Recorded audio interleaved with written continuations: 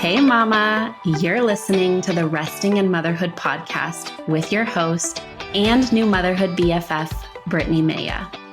I'm a certified infant sleep specialist, but more importantly, I'm a mama navigating my own motherhood journey right alongside you. So join me weekly as we discuss the real, raw, and relatable truths of motherhood. We'll touch on everything from the ugly and difficult things we think but are afraid to say out loud, to the beautiful moments that uplift us and bring us so much joy in motherhood.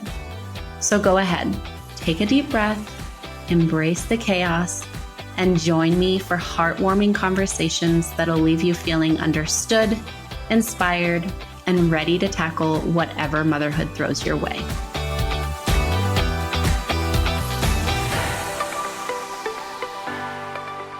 Welcome back to the Resting in Motherhood podcast. I'm so excited to sit down and chat with you today, friend. I am coming to you after a really life-giving week. It was my birthday week last week. Now, when you listen, this will be like 2 weeks later. But my present to myself this year, which was actually the same present as last year, was I took a solo trip up to our family cabin in the mountains, which is my happy place.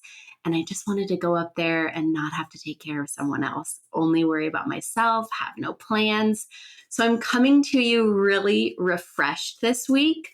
But I will say the trip was also kind of heavy. There was a lot of emotions that came up that I didn't know needed to come up. So I will be recording a podcast episode just on that because I think the message is really important and kind of the things that came up for me were really important. So I want to share that with you. But we will talk about that later.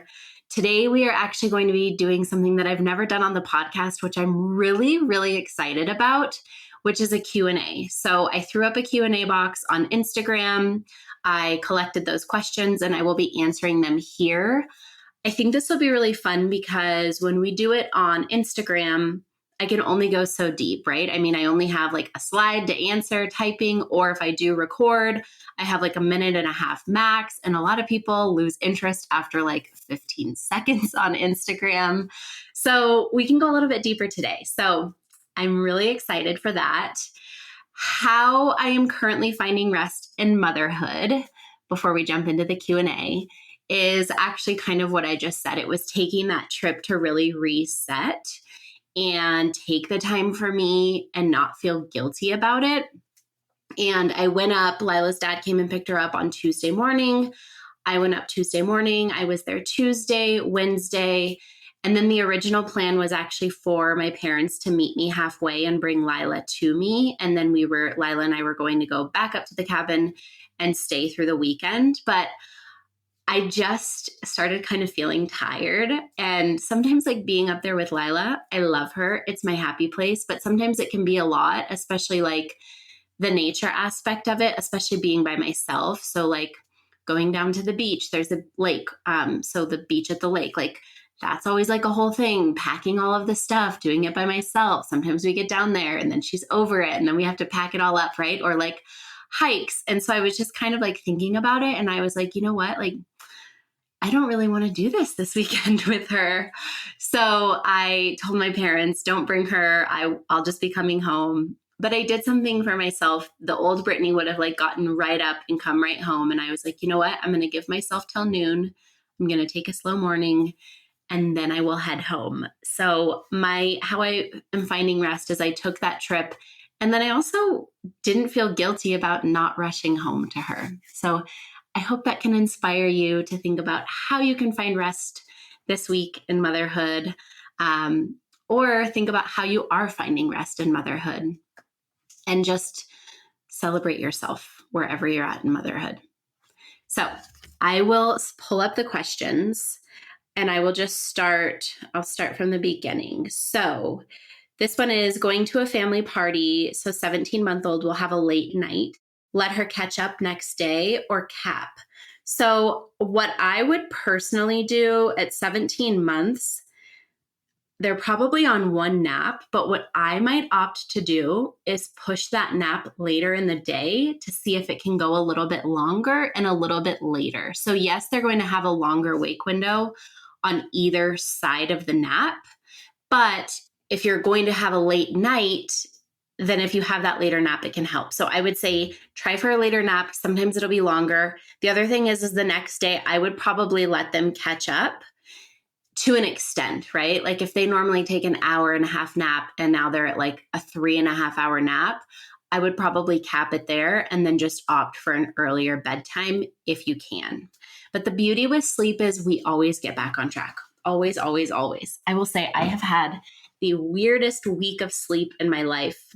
Obviously, doing what I do, I am very, very focused on my sleep and my sleep quality. I have my Aura Ring, which tracks my sleep, and I always check it. And I usually always have like a really high sleep score. I try to go to bed around the same time. I don't do screens. Anyways, I'm getting off track. But my point is I usually have very good sleep. But the last week, for whatever reason, my sleep has been awful. And just last night, I slept so good and so deep. So it just goes to show you, sometimes sleep gets a little bit off track. It'll always get back on track. And especially with children, if we're just kind of prioritizing offering that rest when they need it and letting their body lead us, everything's going to work out. Next question. Some toddlers sleep 12 hours without waking up, but not mine. Is it late to try any technique? And then she has a follow-up question. So I'm going to read that one too, because I think that they go hand in hand.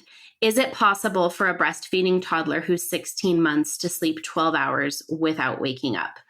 So I have worked with a lot of toddlers. I don't know the exact amount. I've worked with close to 500 families, and I would say probably at least 40% of those families are toddler families, meaning little ones over 12 months, maybe even more.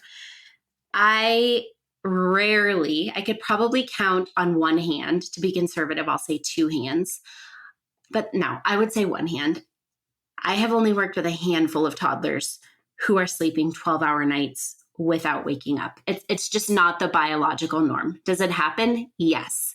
But at 16 months, I wouldn't be expecting that 16-month-old to be waking up or to be sleeping a 12-hour stretch. They're still very young on the toddler side. So for them to wake up and need those breastfeeding calories at night is very normal, especially if they're very active, depending on their calorie intake during the day. So I wouldn't say it's too late to try something. Now, I don't know how frequently they're waking up. Are they waking up every hour? That would be a concern to me, right? That would be a sign to me that we need to be looking into something deeper. What's going on? What's causing those hourly wakings? Are they waking up every 2 to 3 hours? While that is biologically normal, oftentimes, especially as we pass that 12-month mark, there are things that we can be doing that are not sleep training, that are not ignoring their needs, that's not limiting responsiveness, but there are things that we can do to start maximizing those sleep stretches. And then to follow up on that, is it possible for a breastfeeding toddler who's 16 months to sleep 12 hours without waking up? Is it possible? Yes. Is it likely? Probably not. And I mean, let's be honest. I, an adult, don't sleep 12-hour stretches. The difference is I might wake up in the middle of the night and all I need to do is resettle myself and go back to sleep. Whereas a 16-month-old might need some comfort from you, might need some reassurance from you. So let's also remember that nobody is actually sleeping a full 12 hours without waking up. There are micro wakings happening. It's just what level of support is needed. And then that's where we could look at. So if they're waking up every 2 to 3 hours, are we wanting to feed every 2 to 3 hours at 16 months? Or are we wanting to possibly wean some of those feeds? And it doesn't mean night weaning all feeds unless you're wanting to do that. So when you ask that part about, is it too late to try any technique? I wouldn't consider anything that I do with families techniques. I would consider it maximizing sleep hygiene, shifting patterns. It's definitely not too late. It would just be looking at like what's going on in your home. What are your goals? What are your breastfeeding goals? I highly, highly recommend checking out my toddler course, The Rested Toddler. I cover nighttime feeding. I cover how to get those longer stretches. I cover what's normal in toddler sleep and everything else that you could possibly need with your toddler's sleep. So that will be linked in the show notes. I highly recommend checking it out. Next question related to your getaway, because I had shared on my Instagram story about my birthday getaway. When did you first have overnights away from your daughter? So my situation's a little unique. I did not have any overnights away from her until her dad and I separated. And she was about she was about 2.5 years old when he moved out. And they didn't start sleepovers. So he moved out in January, and they didn't start sleepovers until May or June. So she would have been closer to 3 years of age at that point. And actually, it kind of happened by accident. And I think I shared this in a previous podcast episode, maybe the one where I talk about my separation and my divorce and all of that. But it happened on accident. I was on a date, and it was her night with her dad, meaning at that point, they weren't doing sleepovers. He was just doing staying up until bedtime, and then I would come back. I guess I need to backtrack a little bit further too and say that at that point, Lilah and I lived in our apartment. And so what would happen is he would come over. I would work during the day in my office within the apartment, and he would be with her, like taking her to do things, or they would be playing in the apartment. And then if I had things to do, I might go hang out with a friend or go to my parents' house. And then I would come back home by bedtime to be able to put her to sleep, because I was still nursing her to sleep at that point.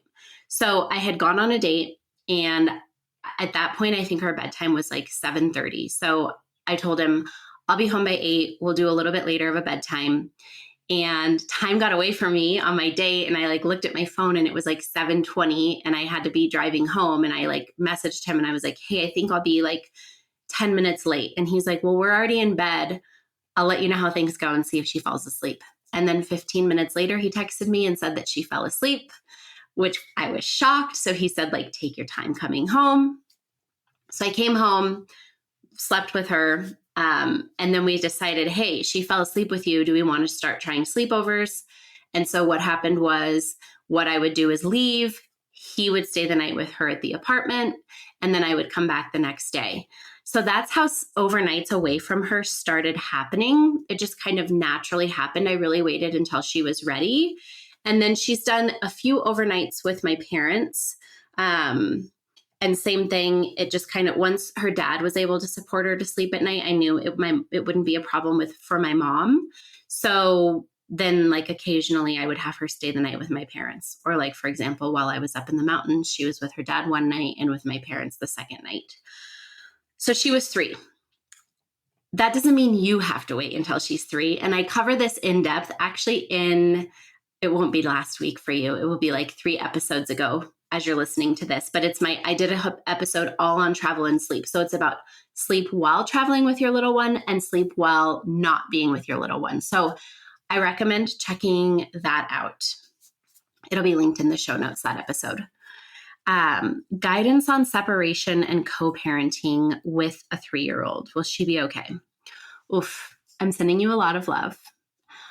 She will be okay. I think that it's actually funny because I just was thinking about this today as I was folding laundry and watching how happy and well-adjusted and confident Lilah is. And I was thinking about sometimes these voices come in my head, right? And I was thinking about, would she be better off if her dad and I were together, right? These questions, we're human. They come up out of nowhere. And it dawned on me, no, she wouldn't be better, because she would be living in a household where there would be more drama, there would be more tension. And right now, her life is very secure. She has a mom who loves her so much. She has a dad who loves her so much. Our co-parenting relationship is really, really strong. And so we have all of that to create this foundation for her, right? And so I think that's, if I could give you any advice, it would be, if you can, the more civil and friendly that you can be with your other co-parent, the better, because that is really what's going to help her thrive, right? The more secure she can feel in this situation of, okay, I'm going from mom, I'm going to my other parent, everything feels cohesive. I mean, obviously things in your home are going to be different from the other parent, but meaning that there's not this big emotional tension every time you're together. And that probably will be the case. I'm not going to lie. In the beginning, I felt that way every time I was around my ex, right? But she will be okay. And I think that what you need to really realize is like, it's one step at a time, literally one step at a time. Every day is going to get easier. And then the more you heal, the easier it's going to be for her. So just take it one step at a time and really trust that, like, if you've come to this decision, I know you did not come to it lightly. This is going to be the best decision for everyone, because the best gift that you can give her are happy, thriving parents. And hopefully, if you get into a future relationship, you can show her like what a true loving and supportive relationship looks like. I recorded a full episode on like our separation and all of that. So that will also be linked in the show notes if you want to listen to that episode. But I'm sending you a lot of love and just a reminder to have so much grace with yourself. If you're not already, I highly recommend going into therapy. Therapy was my saving grace as I went through my divorce. I actually have an appointment with my therapist tomorrow. It's been a while since I've talked to her. I need to chat with her. I have a lot going on. So just remember to take care of yourself and prioritize your mental health, because the more that you're nurturing yourself and taking care of yourself, the better that's going to be for your daughter. And the other thing I would say is, and I don't think I covered this in the episode where I talked about our divorce, is don't be afraid to be really open and honest in your communication. So like Lilah always asks me, it's funny because she was younger, she was 2.5. And so she didn't really ask a lot of questions then. It just kind of like happened, right? Now she'll ask me like, why aren't you and daddy married? Why doesn't daddy live with us? And so I'm just very honest and say like, daddy and I couldn't be the husband and wife to each other that we needed to be, but we're still your parents and we love you a lot.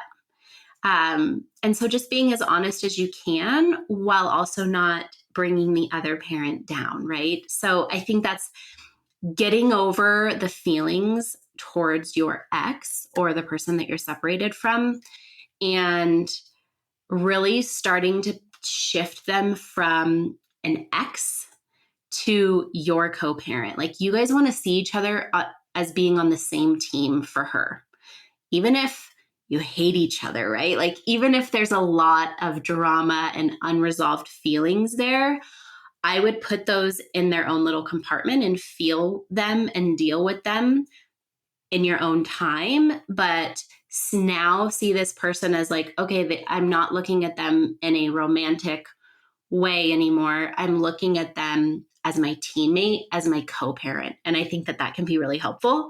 Really hard, but really helpful. That's why I really recommend therapy. How old was Lilah when you took your first solo trip? So my first solo trip, like I said, my situation is unique, right? Since she was started sleeping with her, doing overnights with her dad at around a little closer to 3 years of age, right? So like 2 years and like 10 months or something like that. So I guess you could consider those trips, right? Because they were overnights away from her. The first actual trip I took away from her, meaning out of our town, was when I went to the cabin last year for my birthday. So she would have been a little over 3.5. I went up to the cabin. I can't remember if I think I might have stayed only one night that time. I might have 1 or 2 nights. I can't remember. I think that time was only one night. So really, again, it wasn't that big of a deal. So my big first trip away from her was actually just last month. Was it last month or the month before? When I went on my business retreat to Florida, which was amazing. And I also cover that in my travel episode from earlier this month. Stopped binky with 26-month-old, naps, bedtime taking 1 hour plus, tips for self-soothing, naps skipped, not helped. So what I would say is sucking can be really regulating for the nervous system. So when we take away something like the pacifier or nursing or a bottle and we start seeing sleep taking a really, really long time, that would be a sign to me that we need to be adding in more regulation tools throughout the day. So maybe that's a thick smoothie with a straw that they're having to really suck. Maybe it's some crunchy pretzels. Maybe it's a teething tube that they can chew on. Maybe it's a Camelback water bottle.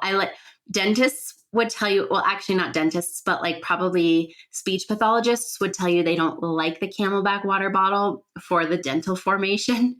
But the biting, because you have to bite on it and then suck, that can be really similar to like the pacifier or nursing. So that can be really helpful. So yeah, I would be looking into how can you add in more regulation. Maybe you're adding in more swinging throughout their day, different ways to regulate their nervous system.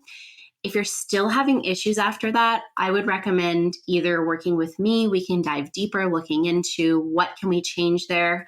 Or you might want to consider working with like a pediatric occupational therapist to see what else you can add to their quote unquote sensory diet to add in more sensory regulation to their day.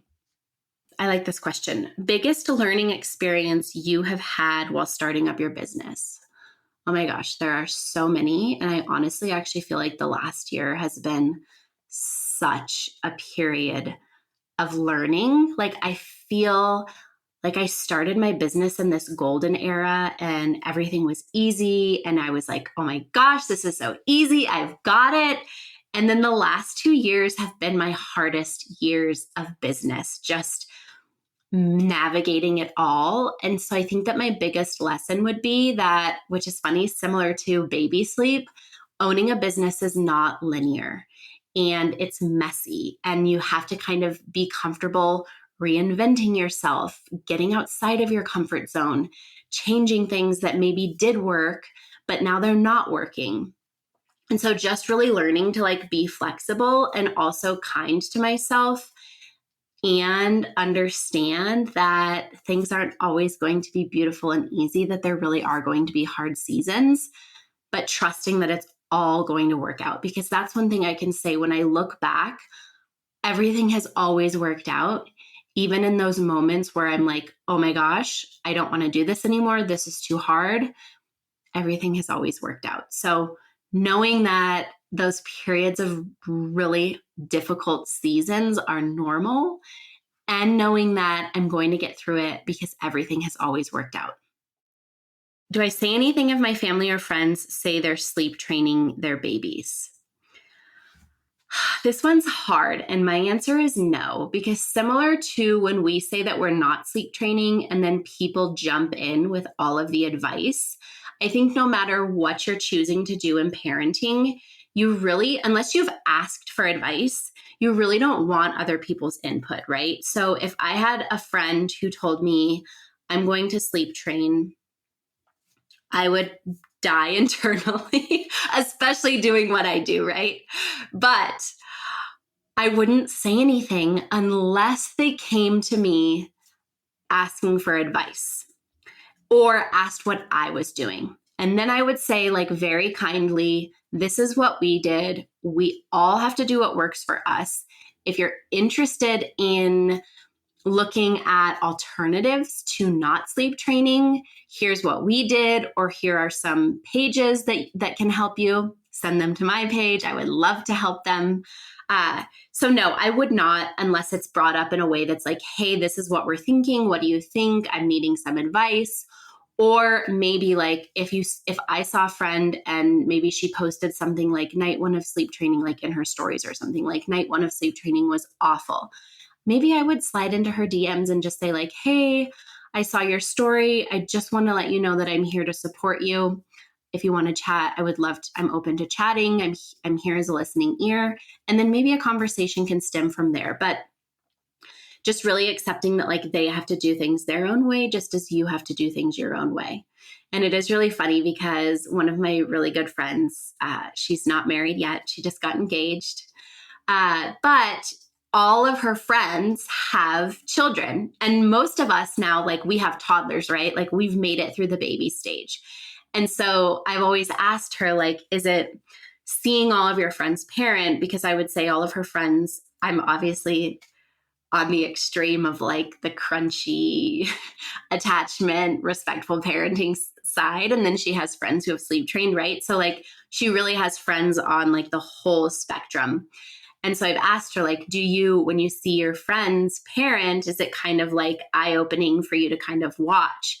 And she was like, yes, I feel like I can like watch it play out and let it kind of help me decide what I want to do. We were talking about babies the other night, and she has a friend who's pregnant. And I just told her, like, well, if she needs help, obviously send her my way. And then we kind of talked about her having a baby.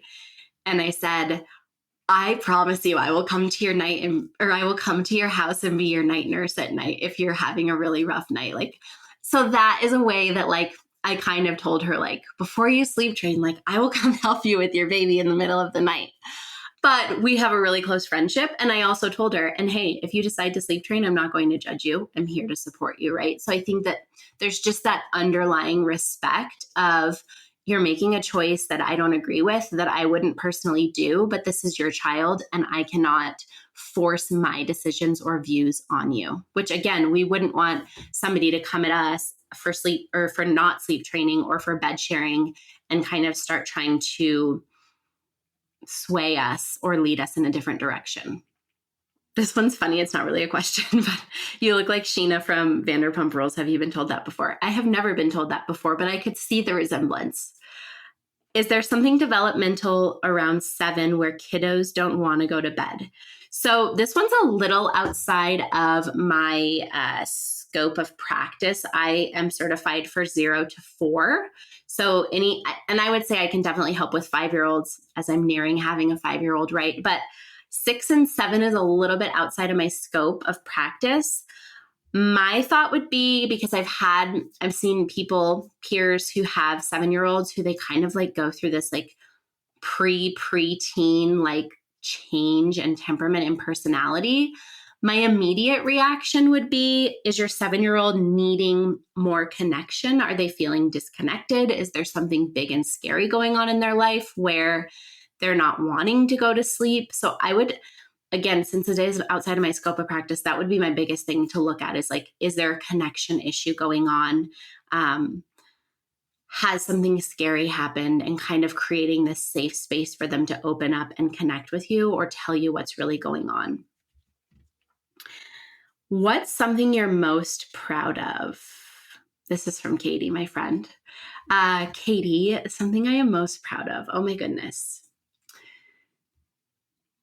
This one is hard because I feel like there's a lot that I'm proud of, but I think what I'm most proud of is how I have not only survived solo motherhood, but thrived, right? Like, and this does not mean that I thrive every day. If you could have seen me last week on my birthday trip, which, like I said, we will go deeper into this, I was crying. I was screaming into a pillow. I was letting out all of these emotions from the past 2 years that I think had been festering inside of me.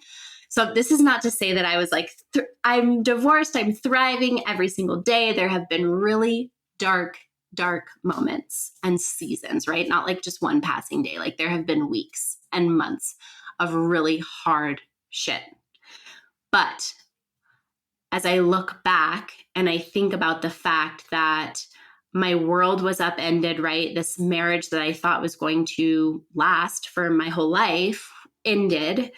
And then I took on solo motherhood, and I took on not only like providing, like physically, I didn't have like a 9 to 5 where that income was promised, right? Like, so I would say that like providing for me and Lilah through my business has been so scary. And yet I've done it. So those two are kind of rolled into one, right? Like really making the most out of my life, even after my divorce, and really learning to thrive and take care of myself and be a good mom and be a good business owner, and riding the roller coaster that is being self-employed while not having a partner to lean back on. Like a rough month is really freaking scary, right? Like I don't have a partner where I can be like, hey, I don't know how much money I'm going to make this month. Like, are we going to be okay? It's all on me, and getting through that and not letting it get me down. even though this is funny because this came from Katie of the Not So Tired Toddler on Instagram. But she knows that sometimes I am messaging her, freaking out, having an internal breakdown. So it doesn't mean that I'm not freaking out, but I'm getting through it. So I think that's what I'm most proud of. How do you manage and how long does separation anxiety last at 12 months? So separation anxiety, again, it's something unique to each child. So I can't tell you exactly how long it's going to last. It's going to be unique to your child. I would say on average, though, probably anywhere from 3 to 6 weeks. And the best thing that you can do is lean into your toddler's need for connection, which I know feels really hard, especially when they're so clingy and you're like, I just need a break. So yes, prioritize getting a break for yourself and prioritizing yourself.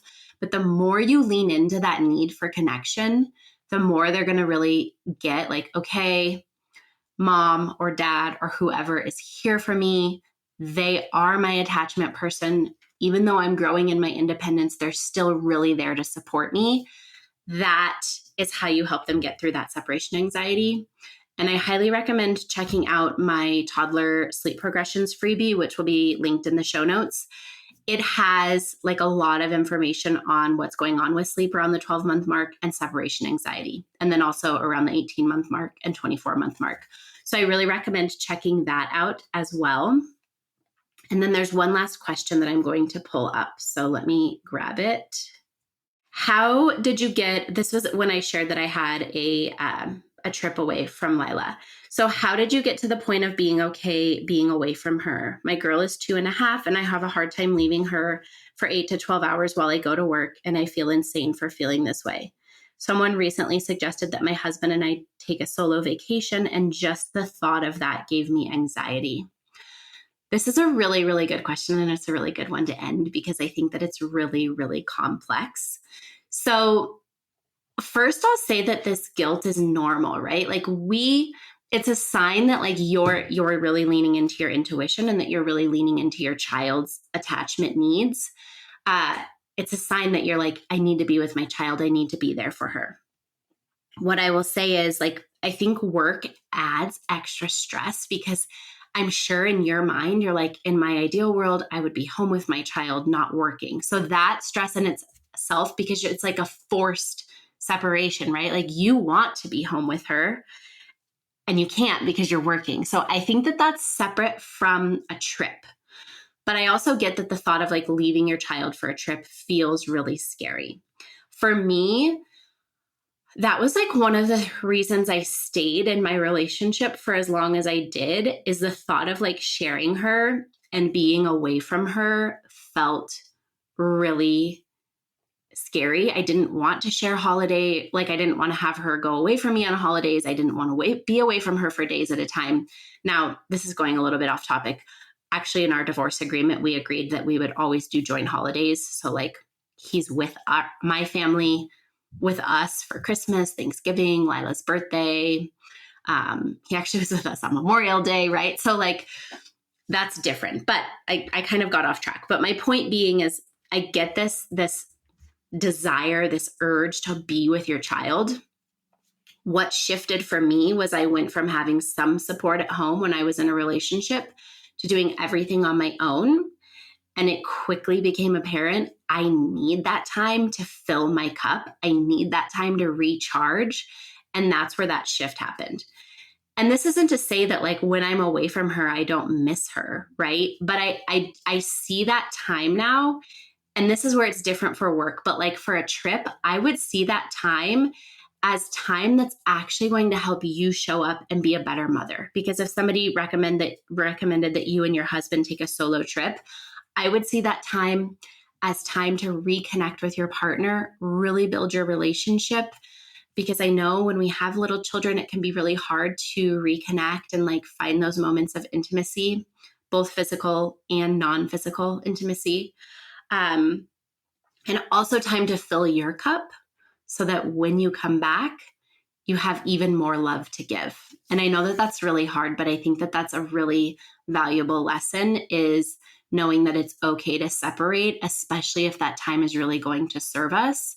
But I also want to encourage you not to feel stressed about like feeling forced to take that time. If you don't feel ready, maybe you do a day trip with your husband. Like maybe you guys I'm in the mountains, so I don't know where you are. So I was going to say, like, go on a trip up to the mountains for the day, wherever you are. If you're near water, go by a lake or a beach, or like do a day trip with your husband first and see like how you're feeling. Or if you're like, no, you know what? Like I do want this time, trust that whoever you're leaving with her with is a trusted, loving caregiver and that it's going to benefit everyone involved.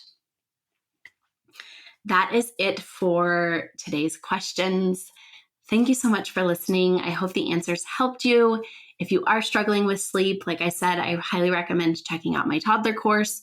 Or if you're struggling with a little one under 12 months, you can check out my 0 to 12 month course, or we can work together. Let's not suffer through something in sleep that doesn't feel sustainable. I will see you next week. I am wishing you a beautiful day. Let's meet up next week too. Make sure to subscribe to the Resting in Motherhood podcast on Apple Podcasts, Spotify, or wherever you're listening.